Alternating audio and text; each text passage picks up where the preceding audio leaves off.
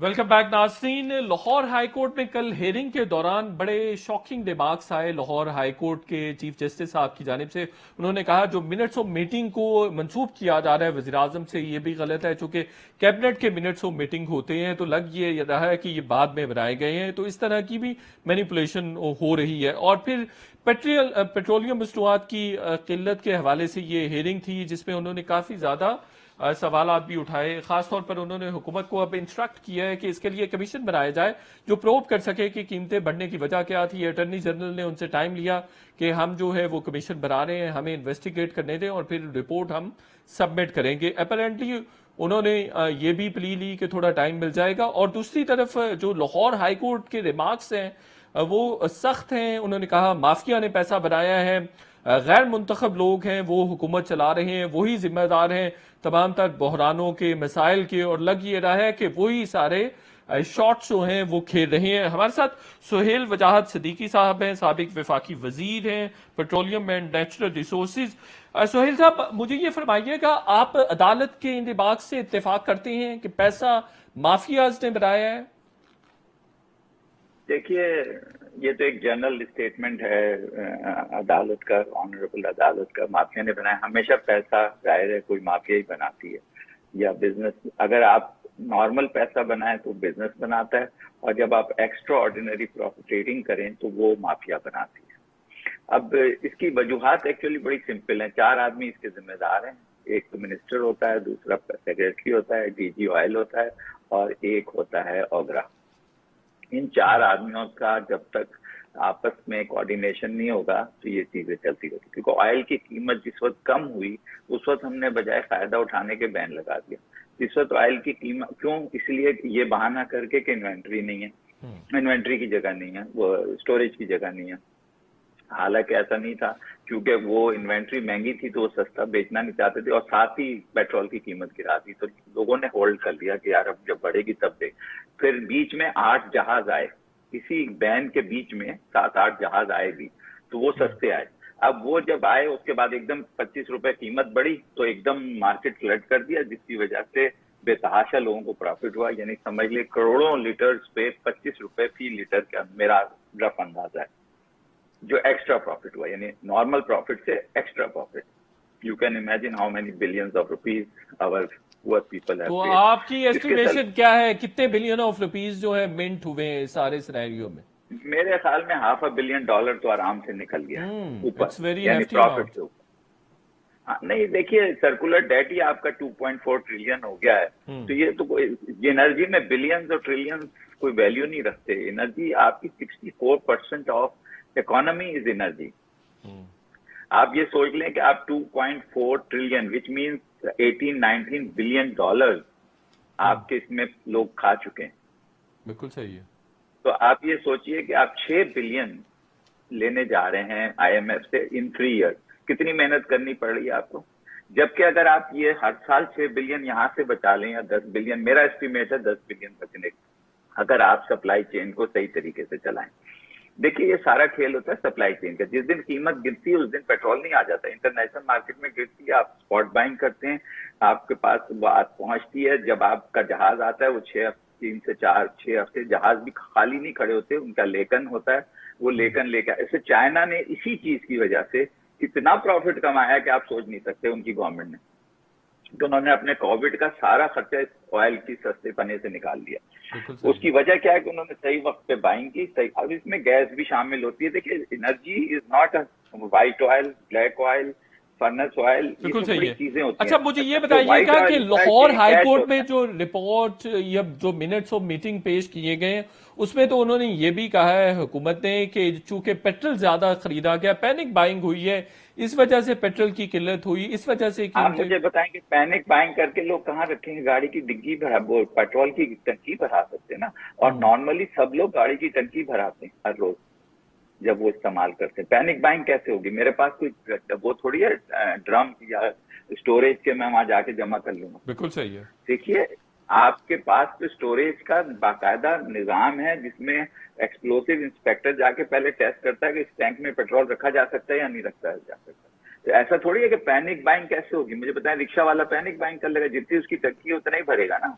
वो तो हमेशा ही फुल कराता है, मैं भी अपनी गाड़ी हमेशा फुल कराता हूँ, ताकि भाई जब हाफ पे आती है फिर फुल करा लेते, ताकि किसी वक्त बिल्कुल शॉर्टेज ना सही हो। है। अच्छा तो सोहेल साहब, ये जो डीजी ऑयल है इनकी जानिब से 1 जुलाई को लेटर लिखा गया और ये कहा गया कि जो जुलाई में कीमतें बढ़ जाएंगी, इसकी वजह से भी होर्डिंग करने में जो माफियाज था उसको ज्यादा सहूलत मिली। और ये लेटर कहा जा रहा है कि ये नदीम बाबर साहब ने लिखवाया, उमर अयूब साहब भी इसमें इन्वॉल्व थे और जो सेक्रेटरी पेट्रोलियम है वो भी इन्वॉल्व थे। इस लेटर का क्या देखिए, इम्पैक्ट देखते हैं?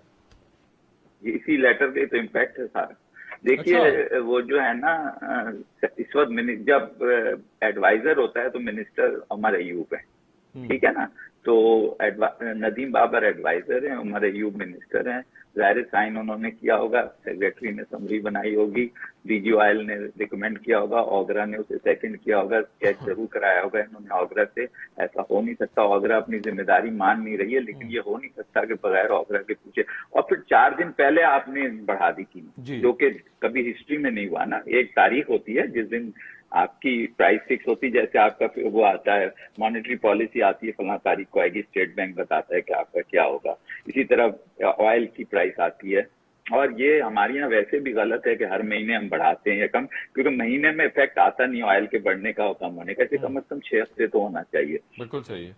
तो देखिए ये सब मैनेजमेंट और गवर्नेंस का काम है, इसमें कोई बहुत बड़ी रॉकेट साइंस नहीं है, सप्लाई चेन है।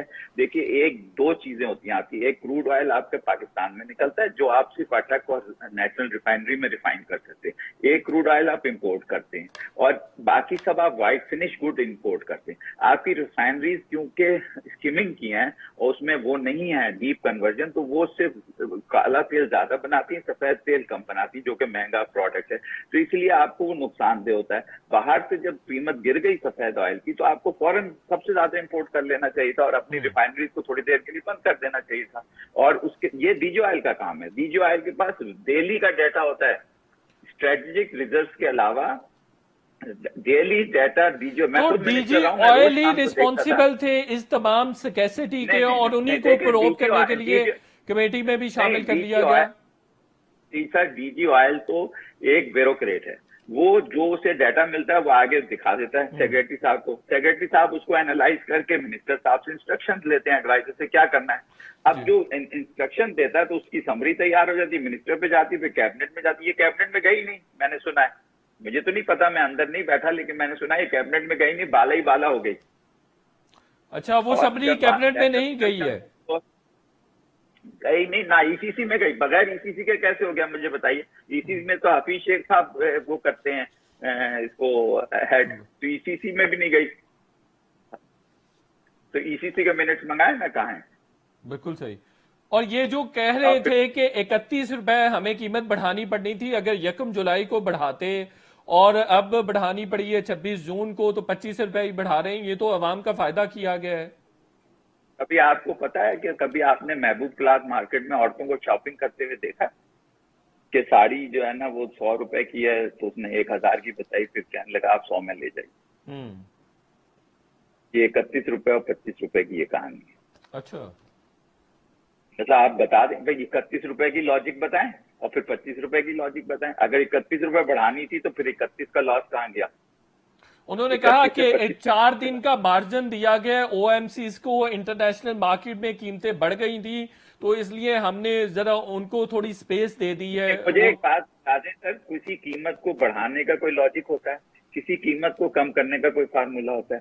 ये मेरी मर्जी थोड़ी है कि 31 रुपए की बढ़ाई गई और मैं 25 रुपए अपनी बिल्कुल मर्जी सही से है। कम कर सोहेल वजाज साहब, दूं। इस सारे ये सिनेरियो तो में, इस तमाम स्कैसिटी में अवाम को जलील होना पड़ा, अवाम की जेबों से पैसा नहीं, भी निकला, आवाम का 7 नहीं है अरब कि रुपया आप निकला। मेरी जिम्मेदार जेब से किसको घर जाना चाहिए? जिम्मेदार कौन है? आप बता चुके हैं, तो किसको घर जाना चाहिए? ये जी पेट्रोलियम के जो इस वक्त जिम्मेदार हैं और पावर के, एक तो देखिए पाकिस्तान में बड़ी जाती है कि पेट्रोलियम और पावर अलग अलग है, ये एक ही मिनिस्ट्री होनी चाहिए जिसे एनर्जी अथॉरिटी का नाम देना चाहिए, ताकि दोनों आपस में ब्लेम गेम ना करें। ये अभी ब्लेम गेम में खेल कर जाते हैं, आईपीसी का इस पे डाल दिया, वो क्योंकि उमर अयूब के पास है, पेट्रोलियम का इधर डाल दिया, चार्ज इधर से कर लिया, जीआईडीसी इधर से लगा दी, पावर से वो कर ली। अच्छा, आपने लास्ट सवाल है कि जीआईडीसी नदीम बाबर आपने साहब ने जीआईडीसी और का उनके बिजनेस दोस्तों ने किया था ना, बहुत तो पैसे मिंट किए, इज दैट ट्रू? जो चीजें आ रही हैं, रिपोर्ट्स आ रही हैं। अदालत कर रही है वो सामने आ जाएगा। अगर कमीशन, देखिए कमीशन तो एक बनाना नहीं चाहिए मेरे हिसाब से पाकिस्तान में, हम्म, क्योंकि थोड़ा लोगों को अब तंग आ गए कमीशन का नाम सुन सुन के बिल्कुल ना। सही है। अब ये वाला कमीशन तो बड़ा लोगों को पसंद है, जो दूसरा कमीशन होता है ना, आपको पता सर, होगा। अब वो तो शहजाद अकबर साहब को उस कमेटी का हेड बना दिया गया है जिसने चेयरमैन ओगरा और मेंबर ऑयल को नामजद करना है, तैनात करना है और सिलेक्शन करनी है। तो ये इस तरह के डिसीजंस कितना आप इम्पैक्ट देखिए, करते हैं आप गवर्नेंस को? एक्सपर्ट लेने चाहिए, बिल्कुल न्यूट्रल एक्सपर्ट, जिनका इस इंडस्ट्री में नॉलेज हो लेकिन उनका बिजनेस ना हो। आप हम्म, मेरी बात समझ रहे हैं? बिल्कुल अगर सही। आपने मेंबर वही लिए जिन्होंने ये लेटर निकाला था या जिन्होंने ये अप्रूव किया था, तो वो तो फिर बेकार है। फिर तो वो ऐसी समरी आएगी। नहीं, देखिए इमरान शहजाद साहब इज अकबर वेरी, साहब को अब लगाया मैं गया है आपको ना एक बात चेयरमैन बताऊं ओगरा को। कि इमरान साहब बहुत सिंसियर आदमी है, जी। लेकिन इमरान साहब प्राइम मिनिस्टर हैं, उनका काम ये नहीं है कि वो क्राइसिस को, फार्मूले को देखें, क्योंकि प्राइम मिनिस्टर के पास इतना टाइम नहीं होता। ये हमारा और एडवाइजर्स का काम होता है कि उन्हें सही गाइडेंस दें, फिर उनसे विजन लेके आगे चलेंगे। साहब, नुकसान करना बिल्कुल है, सही। गवर्नमेंट ने बर्दाश्त करना है ये पैसा, या पब्लिक से बर्दाश्त करना है। अब सर्कुलर डेट तो वो नहीं कह सकते ना कि आप पब्लिक से ले लें, लेकिन लेते हैं। अब आजकल केईसी का आप निजाम देख लें। आज मैं कराची में बैठा, पूरा कराची अंधेरे में है, वो हो रहा है, जबकि आपने ऑयल भी दे दिया और गैस भी दे दी ज्यादा। हम्म। तो ये जो तो पावर है ना, ये पूरा एक सिस्टम है, सप्लाई चेन सिस्टम है, है। इसके सुहेल अंदर वजाहत सिद्दीकी साहब, आपका बहुत शुक्रिया। दोबारा भी इंशाल्लाह आपसे बात होगी, दोबारा भी आपको इनवाइट करेंगे। शो का वक्त खत्म हो गया, इंशाल्लाह कल फिर आपसे मुलाकात होगी। कल तक के लिए इजाजत, अल्लाह हाफिज।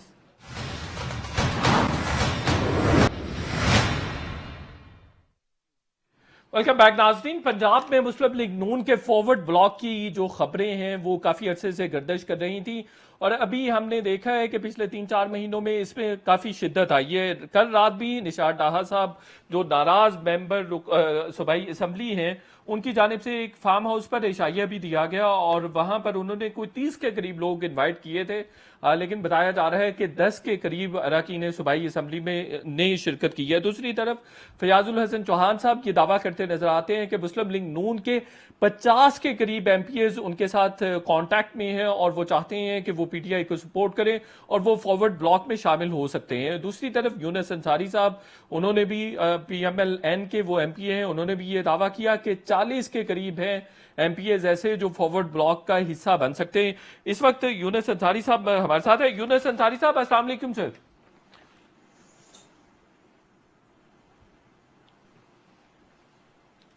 यूनुस अंसारी साहब, आवाज आ रही है आपको?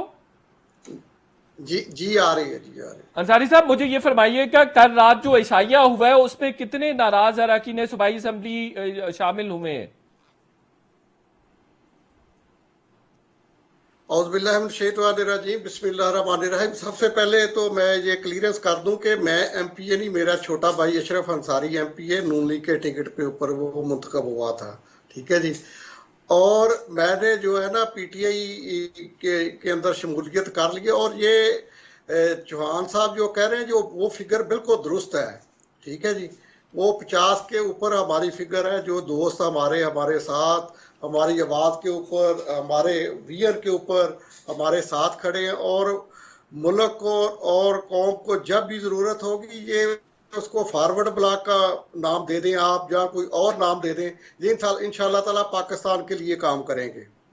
तो अभी कल रात आप पार्टिसिपेट कर सके हैं डिनर में या नहीं जा सके, अशरफ अंसारी साहब या आप? अशरफ साहब बिल्कुल गए थे जी उधर। ये मतलब चूंकि जब भी कोई जंगें जीती जाती हैं तो उनका खुफिया प्लान रखा जाता है। ठीक है जी। अच्छा।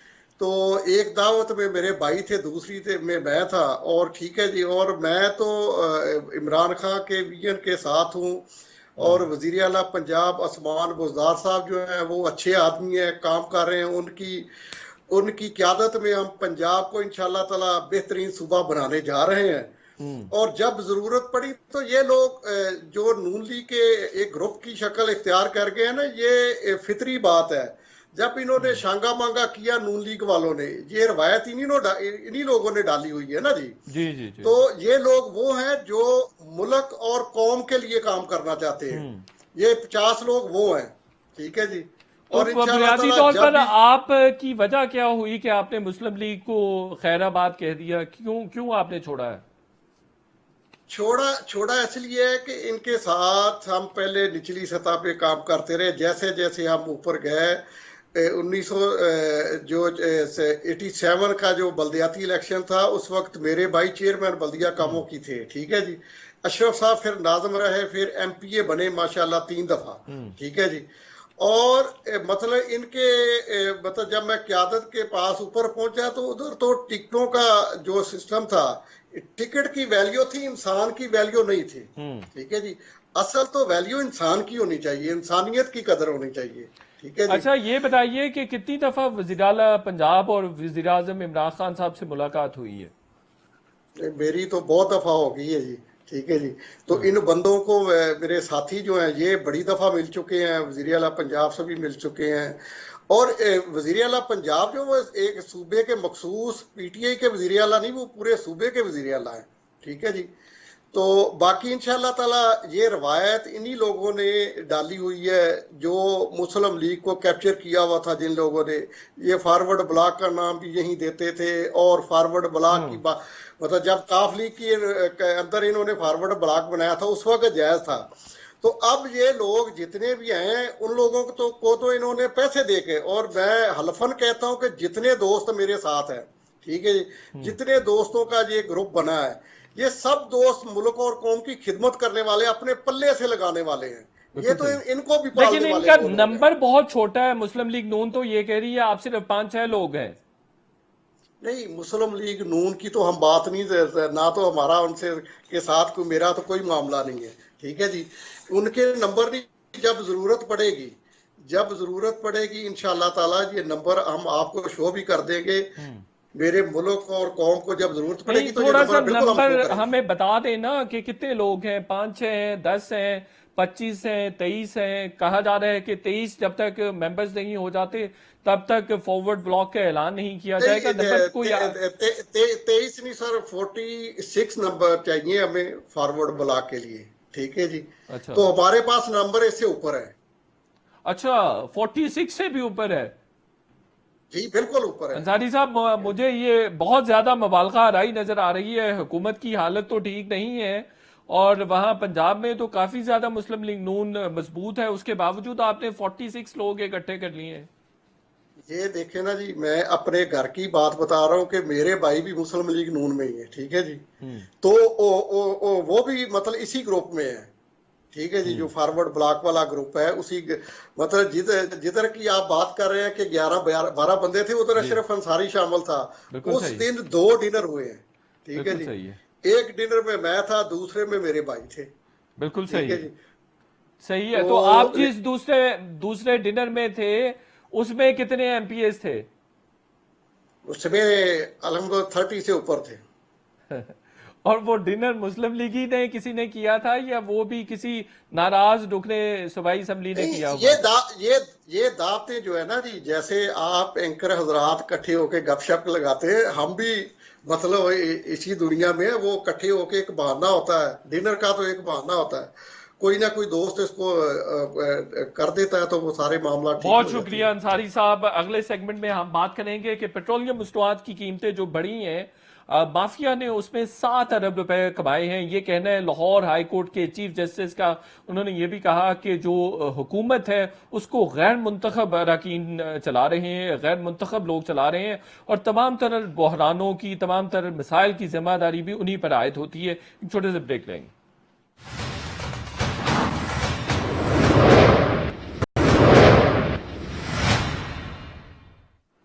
वेलकम बैक नाज़रीन। लाहौर हाई कोर्ट में कल हेयरिंग के दौरान बड़े शॉकिंग रिमार्क्स आए लाहौर हाई कोर्ट के चीफ जस्टिस साहब की जानिब से। उन्होंने कहा जो मिनट्स ऑफ मीटिंग को मंसूब किया जा रहा है वज़ीर आज़म से, ये भी गलत है, चूंकि कैबिनेट के मिनट्स ऑफ मीटिंग होते हैं तो लग ये रहा है कि ये बाद में बनाए गए हैं। तो इस तरह की भी मैनिपुलेशन हो रही है। और फिर पेट्रोलियम मसनूआत की किल्लत के हवाले से ये हेयरिंग थी जिसमें उन्होंने काफ़ी ज़्यादा सवालात भी उठाए। खासतौर पर उन्होंने हुकूमत को अब इंस्ट्रक्ट किया है कि इसके लिए कमीशन बनाया जाए जो प्रोब कर सके कि कीमतें बढ़ने की वजह क्या थी। अटॉर्नी जनरल ने उनसे टाइम लिया कि हम जो है वो कमीशन बना रहे हैं, हमें इन्वेस्टिगेट करने दें और फिर रिपोर्ट हम सबमिट करेंगे। अपेरेंटली उन्होंने ये भी प्ली ली कि थोड़ा टाइम मिल जाएगा। और दूसरी तरफ जो लाहौर हाईकोर्ट के रिमार्क्स हैं वो सख्त हैं। उन्होंने कहा माफिया ने पैसा बनाया है, गैर मुंतखब लोग हैं वो हुकूमत चला रहे हैं, वही जिम्मेदार हैं तमाम तर बहरानों के मसाइल के, और लग ये रहा है कि वही सारे शॉट्स जो हैं वो खेल रहे हैं। हमारे साथ सुहेल वजाहत सिद्दीकी साहब हैं, साबिक वफाकी वजीर हैं petroleum and natural resources. Suhail साहब, मुझे ये फरमाइएगा, आप अदालत के इंतबाक से इत्तेफाक करते हैं कि पैसा माफियाज ने बनाया है? देखिए, ये तो एक जनरल स्टेटमेंट है अदालत का, ऑनरेबल अदालत का। माफिया ने बनाया, हमेशा पैसा जाहिर है कोई माफिया ही बनाती है, या बिजनेस। अगर आप नॉर्मल पैसा बनाए तो बिजनेस बनाता है, और जब आप एक्स्ट्रा ऑर्डिनरी प्रॉफिटेटिंग करें तो वो माफिया बनाती है। अब इसकी वजूहात एक्चुअली बड़ी सिंपल हैं। 4 आदमी इसके जिम्मेदार हैं। एक तो मिनिस्टर होता है, दूसरा सेक्रेटरी होता है, डीजी ऑयल होता है, और एक होता है ओगरा। इन 4 आदमियों का जब तक आपस में कोऑर्डिनेशन नहीं होगा तो ये चीजें चलती रहती। क्योंकि ऑयल की कीमत जिस वक्त कम हुई उस वक्त हमने बजाय फायदा उठाने के बैन लगा दिया। इस वक्त ऑयल की कीमत क्यों? इसलिए ये बहाना करके कि इन्वेंट्री नहीं है, इन्वेंट्री की जगह नहीं है, वो स्टोरेज की जगह नहीं है। हालांकि ऐसा नहीं था, क्योंकि वो इन्वेंट्री महंगी थी तो वो सस्ता बेचना नहीं चाहते थे, और साथ ही पेट्रोल की कीमत गिरा दी। तो लोगों ने होल्ड कर लिया कि यार अब जब बढ़ेगी तब देख। फिर बीच में 8 जहाज आए, इसी बैन के बीच में 7-8 जहाज आए भी, तो वो सस्ते आए। अब वो जब आए उसके बाद एकदम 25 रुपए कीमत बढ़ी तो एकदम मार्केट फ्लड कर दिया, जिसकी वजह से बेतहाशा लोगों को प्रॉफिट हुआ। यानी समझ लिए करोड़ों लीटर्स पे 25 रुपए फी लीटर का मेरा रफ अंदाजा है जो एक्स्ट्रा प्रॉफिट हुआ, यानी नॉर्मल प्रॉफिट से extra profit. You can imagine how many billions of rupees our poor people have to paid. आपकी एस्टिमेशन क्या है, कितने बिलियन ऑफ रुपीज जो है मिंट हुए हैं सारे सिनेरियो में? मेरे ख्याल में $500 बिलियन तो आराम से निकल गया ऊपर, यानी प्रॉफिट से ऊपर। हाँ, नहीं देखिए, सर्कुलर डेट ही आपका 2.4 ट्रिलियन हो गया है। तो ये तो कोई एनर्जी में बिलियंस और ट्रिलियंस कोई वैल्यू नहीं रखते। एनर्जी आपकी 64% ऑफ इकोनॉमी इज एनर्जी। आप ये सोच लें कि आप 2.4 trillion which means 18-19 billion dollar आपके इसमें लोग खा चुके हैं। बिल्कुल सही है।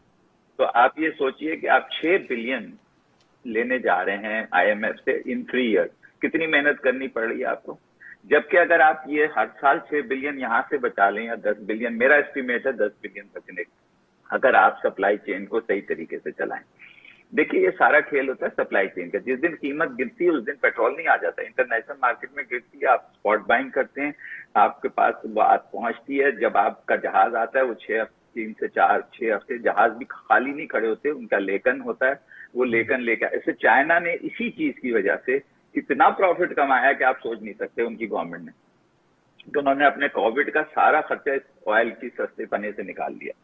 उसकी वजह क्या है कि उन्होंने सही वक्त पे बाइंग की, सही। अब इसमें गैस भी शामिल होती है। देखिए, energy is not white oil, black oil, furnace oil, बिल्कुल सही है। चीजें होती अच्छा, मुझे ये बताइएगा कि लाहौर हाईकोर्ट में जो रिपोर्ट या जो मिनट्स ऑफ मीटिंग पेश किए गए उसमें तो उन्होंने ये भी कहा है हुकूमत ने कि चूंकि पेट्रोल ज्यादा खरीदा गया, पैनिक बाइंग हुई है, इस वजह से पेट्रोल की किल्लत हुई, इस वजह से। आप मुझे बताएं कि पैनिक बाइंग करके लोग कहाँ रखेंगे? गाड़ी की डिग्गी भरा, पेट्रोल की टंकी भरा सकते हैं ना। और नॉर्मली सब लोग गाड़ी की टंकी भराते हैं हर रोज जब वो इस्तेमाल करते हैं। पैनिक बाइंग कैसे होगी? मेरे पास कोई वो थोड़ी है ड्रम या स्टोरेज के मैं वहां जाके जमा कर लूंगा। बिल्कुल सही है। देखिए, आपके पास तो स्टोरेज का बाकायदा निजाम है जिसमें एक्सप्लोसिव इंस्पेक्टर जाके पहले टेस्ट करता है कि इस टैंक में पेट्रोल रखा जा सकता है या नहीं रखा जा सकता। तो ऐसा थोड़ी है कि पैनिक बाइंग कैसे होगी? मुझे बताएं, रिक्शा वाला पैनिक बाइंग कर लेगा, जितनी उसकी टंकी उतना ही भरेगा ना।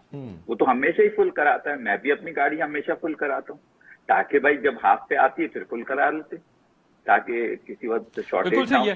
अच्छा सुहेल साहब, ये जो डीजी ऑयल है इनकी जानिब से 1 जुलाई को लेटर लिखा गया और ये कहा गया कि जो जुलाई में कीमतें बढ़ जाएंगी, इसकी वजह से भी होर्डिंग करने में जो माफियाज था उसको ज्यादा सहूलत मिली। और ये लेटर कहा जा रहा है कि ये नदीम बाबर साहब ने लिखवाया, उमर अयूब साहब भी इसमें इन्वॉल्व थे और जो सेक्रेटरी पेट्रोलियम है वो भी इन्वॉल्व थे। इस लेटर का क्या देखिए, इम्पैक्ट देखते हैं? इसी लेटर के तो इम्पैक्ट है सारा। अच्छा। देखिए, वो जो है ना, इस वक्त जब एडवाइजर होता है तो मिनिस्टर उमर अयूब है, ठीक है ना। तो नदीम बाबर एडवाइजर हैं, उमर अयूब मिनिस्टर हैं। जाहिर साइन उन्होंने किया होगा, सेक्रेटरी ने समरी बनाई होगी, डीजी ऑयल ने रिकमेंड किया होगा, ओगरा ने उसे सेकंड किया होगा, चेक जरूर कराया होगा इन्होंने ओगरा से। ऐसा हो नहीं सकता, ओगरा अपनी जिम्मेदारी मान नहीं रही है, लेकिन ये हो नहीं सकता कि बगैर ओगरा के पूछे। और फिर 4 दिन पहले आपने बढ़ा दी कीमत, जो कि कभी हिस्ट्री में नहीं हुआ ना। एक तारीख होती है जिस दिन आपकी प्राइस फिक्स होती है, जैसे आपका वो आता है मॉनेटरी पॉलिसी आती है, फला तारीख को आएगी, स्टेट बैंक बताता है कि आपका क्या होगा। इसी तरह ऑयल की प्राइस आती है। और ये हमारे यहाँ वैसे भी गलत है कि हर महीने हम बढ़ाते हैं या कम, क्योंकि महीने में इफेक्ट आता नहीं ऑयल के बढ़ने का और कम होने का। इसे कम से कम 6 हफ्ते तो होना चाहिए। बिल्कुल सही है। देखिए, ये सब मैनेजमेंट और गवर्नेंस का काम है, इसमें कोई बहुत बड़ी रॉकेट साइंस नहीं है, सप्लाई चेन है। देखिए, एक दो चीजें होती हैं आपकी। एक, क्रूड ऑयल आपके पाकिस्तान में निकलता है जो आप सिर्फ अटक और नेशनल रिफाइनरी में रिफाइन कर सकते हैं। एक क्रूड ऑयल आप इंपोर्ट करते हैं और बाकी सब आप व्हाइट फिनिश गुड इंपोर्ट करते हैं। आपकी रिफाइनरीज क्योंकि स्किमिंग की हैं और उसमें वो नहीं है डीप कन्वर्जन, तो वो सिर्फ काला तेल ज्यादा बनाती है, सफेद तेल कम बनाती है, जो कि महंगा प्रोडक्ट है। तो इसलिए आपको वो नुकसानदेह होता है। बाहर से जब कीमत गिर गई सफेद ऑयल की, तो आपको फौरन सबसे ज्यादा इंपोर्ट कर लेना चाहिए था और अपनी रिफाइनरीज को थोड़ी देर के लिए बंद कर देना चाहिए था। और उसके ये डीजी ऑयल का काम है। डीजी ऑयल के पास डेली का डाटा होता है, स्ट्रेटेजिक रिजर्व्स के अलावा डेली डाटा। तो डीजी ऑयल ही रिस्पॉन्सिबल थे इस तमाम स्कैसिटी के, और उन्हीं को प्रोब करने के लिए कमेटी में भी शामिल कर लिया गया। सर, डीजी ऑयल तो एक ब्यूरोक्रेट है, वो जो उसे डाटा मिलता है वो आगे दिखा देता है सेक्रेटरी साहब को। सेक्रेटरी साहब उसको एनालाइज करके मिनिस्टर साहब से इंस्ट्रक्शन लेते हैं, एडवाइजर से क्या करना है। अब जो इंस्ट्रक्शन देता है तो उसकी समरी तैयार हो जाती है, मिनिस्टर पे जाती है, फिर कैबिनेट में जाती है। ये कैबिनेट में गई नहीं, मैंने सुना है, मुझे तो नहीं पता, मैं अंदर नहीं बैठा, लेकिन मैंने सुना ये कैबिनेट में गई नहीं, बाला ही बाला हो गई। अच्छा, वो समरी कैबिनेट में नहीं गई है? गई नहीं ना, ईसीसी में गई। बगैर ईसीसी के कैसे हो गया मुझे बताइए। ईसीसी में तो हफीज शेख साहब वो करते हैं इसको हेड, तो ईसीसी में भी नहीं गई। तो ईसीसी के मिनट्स मंगाए ना, कहाँ है? बिल्कुल सही। और ये जो कह रहे थे कि 31 रुपए हमें कीमत बढ़ानी पड़नी थी अगर 1 जुलाई को बढ़ाते, और अब बढ़ानी पड़ी है 26 जून को, तो 25 रुपए ही बढ़ा रहे हैं। ये तो अवाम का फायदा किया गया है। कभी आपको पता है कि कभी आपने महबूब क्लॉथ मार्केट में औरतों को शॉपिंग करते हुए देखा कि साड़ी जो है ना वो 100 रुपए की है, तो उसने 1000 की बताई, फिर कहने लगा आप 100 में ले जाइए। ये 31 रुपए और 25 रुपए की ये कहानी है। अच्छा, मतलब आप बता दें भाई, 31 रुपए की लॉजिक बताएं और फिर 25 रुपए की लॉजिक बताएं। अगर 31 रुपए बढ़ानी थी तो फिर 31 का लॉस कहाँ गया?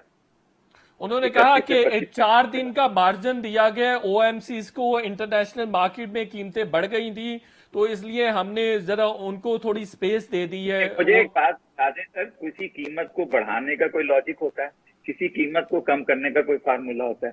ये मेरी मर्जी थोड़ी है कि 31 रुपए की बढ़ाई गई और मैं 25 रुपए बिल्कुल सही है। सोहेल वजाल साहब, इस सारे सिनेरियो में, इस तमाम स्कैसिटी में अवाम को जलील होना पड़ा, अवाम की जेबों से पैसा भी निकला, 7 अरब रुपया निकला। जिम्मेदार किसको घर जाना चाहिए? जिम्मेदार कौन है? आप बता चुके हैं, तो किसको घर जाना चाहिए? ये जी पेट्रोलियम के जो इस वक्त जिम्मेदार हैं और पावर के, एक तो देखिए पाकिस्तान में बड़ी जाती है कि पेट्रोलियम और पावर अलग अलग है। ये एक ही मिनिस्ट्री होनी चाहिए जिसे एनर्जी अथॉरिटी का नाम देना चाहिए, ताकि दोनों आपस में ब्लेम गेम ना करें। ये अभी ब्लेम गेम में खेल कर जाते हैं। आईपीसी का इस पे डाल दिया, वो क्योंकि उमर अयूब के पास है, पेट्रोलियम पे इधर डाल दिया, चार्ज इधर से कर लिया, जीआईडीसी इधर से लगा दी, पावर से वो कर ली। अच्छा, लास्ट सवाल है कि नदीम बाबर साहब ने और उनके दोस्तों ने बहुत पैसे मिंट किए, इज दैट ट्रू? जो चीजें आ रही हैं, रिपोर्ट्स आ रही हैं, कर रही है, वो सामने आ जाएगा। अगर कमीशन, देखिए कमीशन तो एक बनाना नहीं चाहिए मेरे हिसाब से पाकिस्तान में, क्योंकि थोड़ा लोगों को अब तंग आ गए कमीशन का नाम सुन के। बिल्कुल सही है। अब ये ये वाला कमीशन तो बड़ा लोगों को पसंद है, जो दूसरा कमीशन होता है ना, आपको पता सर होगा। अब वो तो शहजाद अकबर साहब को उस कमेटी का हेड बना दिया गया है जिसने चेयरमैन ओगरा और मेंबर ऑयल को नामजद करना है, तायनात करना है और सिलेक्शन करनी है। तो ये इस तरह के डिसीजंस कितना आप इम्पैक्ट देखिए, करते हैं आप गवर्नेंस को? एक्सपर्ट लेने चाहिए, बिल्कुल न्यूट्रल एक्सपर्ट, जिनका इस इंडस्ट्री में नॉलेज हो लेकिन उनका बिजनेस ना हो। आप मेरी बात समझ रहे हैं? बिल्कुल अगर सर। आपने मेंबर वही है जिन्होंने ये लेटर निकाला था या जिन्होंने ये अप्रूव किया था, तो वो तो फिर बेकार है, फिर तो वो ऐसी समरी आएगी। नहीं, देखिए, इमरान शहजाद साहब इज अकबर वेरी, साहब को अब लगाया मैं गया है ना आपको एक बात चेयरमैन बताऊं ओगरा को। कि इमरान साहब बहुत सिंसियर आदमी है, जी। लेकिन इमरान साहब प्राइम मिनिस्टर हैं, उनका काम ये नहीं है कि वो क्राइसिस को, फॉर्मूले को देखें, क्योंकि प्राइम मिनिस्टर के पास इतना टाइम नहीं होता। ये हमारा और एडवाइजर्स का काम होता है कि उन्हें सही गाइडेंस दें, फिर उनसे विजन लेके आगे चलेंगे। साहब, नुकसान करना बिल्कुल है, सही। गवर्नमेंट ने बर्दाश्त करना है ये पैसा, या पब्लिक से बर्दाश्त करना है। अब सर्कुलर डेट तो वो नहीं कह सकते ना कि आप पब्लिक से ले लें, लेकिन लेते हैं। अब आजकल केईसी का आप निजाम देख लें, आज मैं कराची में बैठा, पूरा कराची अंधेरे में है, वो हो रहा है, जबकि आपने ऑयल भी दे दिया और गैस भी दे दी ज्यादा। तो ये जो पावर है ना, ये पूरा एक सिस्टम है, सप्लाई चेन सिस्टम है। इसके सुहेल अंदर वजाहत सिद्दीकी साहब, आपका बहुत शुक्रिया। दोबारा भी इंशाल्लाह आपसे बात होगी, दोबारा भी आपको इनवाइट करेंगे। शो का वक्त खत्म हो गया, इंशाल्लाह कल फिर आपसे मुलाकात होगी। कल तक के लिए इजाजत, अल्लाह हाफिज।